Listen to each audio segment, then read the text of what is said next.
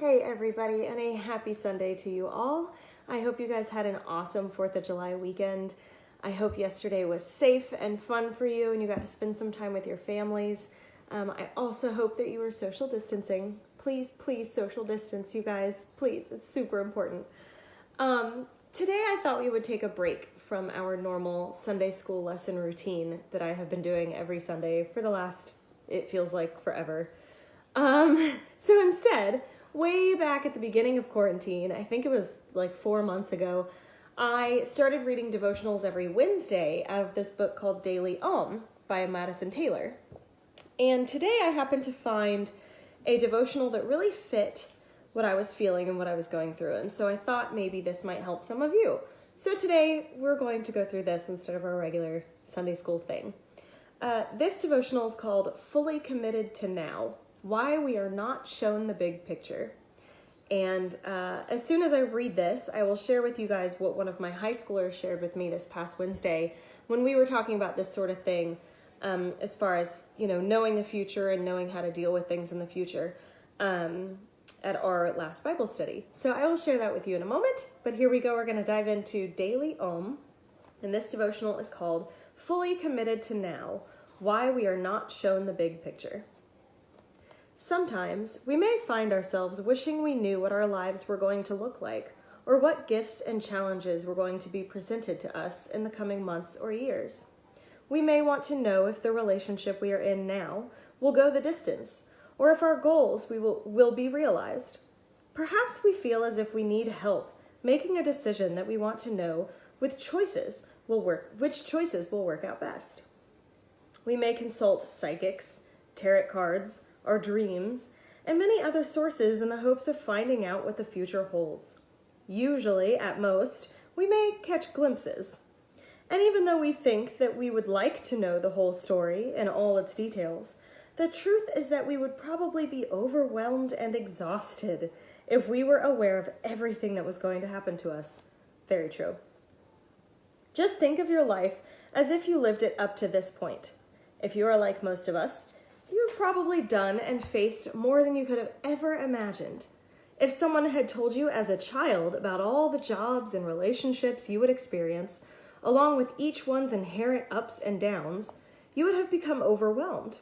With your head full of information about the future, you would have had a very hard time experiencing your life in the present moment, which is where everything actually happens. In many ways, not knowing what the future has in store brings out the qualities you need to grow. For example, it would have been difficult to commit yourself to certain people or projects if you knew that they would not ultimately work out. Yet it was through your dedication to seeing them through that you experienced the lessons you needed to grow. Looking back on your life, you would very likely be hard-pressed to say that anything in your past should not have happened. In fact, your most challenging experiences, with their inevitable lessons, may have ultimately brought you the greatest rewards. Not knowing the future keeps us just where we need to be, fully committed and in the present moment. Okay, so the reason why I chose to do this devotional on a Sunday instead of on a Wednesday and instead of our regular Sunday routine was because this really spoke to me and our situation right now. I feel like all of us are in the same spot right now where we really need to know the future. For one, I really want to know what's going to happen in the next few months. I am planning a wedding, as some of you might know. I am planning a honeymoon. I have a job that I'm trying to plan for the fall. There are a lot of things going on in my life. I would really like to know what's going to happen in the next couple of months, but it's just not possible. And so when I came across this devotional today, it reminded me of something that one of my high schoolers said this past Wednesday in our Bible study. We were talking about the book of Matthew, and somehow we got on the topic of anxiety. And this high schooler, these kids are brilliant. Like, you guys are brilliant. She explained to me that she thought that anxiety was built and created because our brains cannot handle too much of the future at once. She said, I think that I think that we get anxiety and we get worried and we get anxious because we're looking way too far in the future. Our heads are supposed to be in the now, in the present. We're supposed to be serving God now. We're not supposed to be worried about everything in the future. Mind-blowing, right? Anxiety was a human creation, and I think she is absolutely right. I think that it is because we try to take on too much. We're biting too much of the food, and we just can't handle it. And so we have created this anxiety and this tension and this, just crazy, overwhelming feeling in our brain because we are looking too far in the future. And so I came across this today and I was like, oh my gosh, like somebody needs to hear this today, me included. If I knew what was going to happen in the next few months, I probably would be super overwhelmed, and I don't know if I could handle it. But God gives us this grace where we can take it day by day. We can take it chunk by chunk instead of this just big giant mountain that we have to, consume all at once. So I invite you to take this and kind of digest it and kind of, just sit with it for a little bit. We are not supposed to be living so much in the future that we forget the present. And it's really hard to think about that right now. Like, trust me, I'm right there with you. This is really hard. But maybe we should just stop freaking out about the future for just a couple of minutes. Just 10 minutes a day. Take to just be in the present.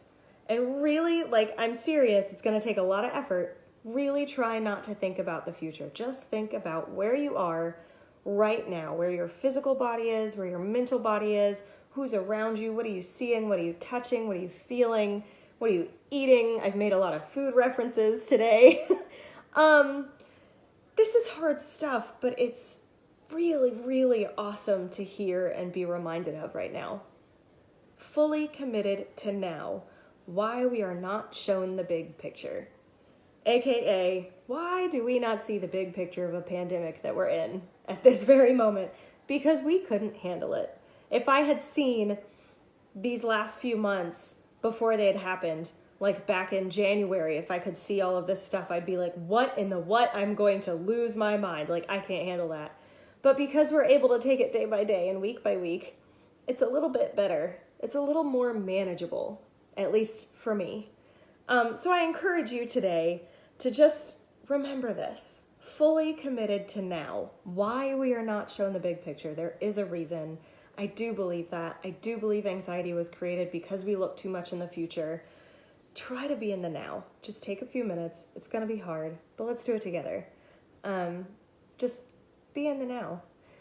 I hope you guys get a little bit out of that tonight. I know it was random and it wasn't our normal Sunday school lesson, but I felt like this is really important. Everybody's really going through some stuff, and maybe not focusing on the future so much and what's going to happen in the next few months might help out a little bit. Anyway, please join me on Wednesday for our Bible study. We will be jumping back into the Gospel of Matthew, and I hope you can join us then. I will see you guys soon. Thanks. Bye.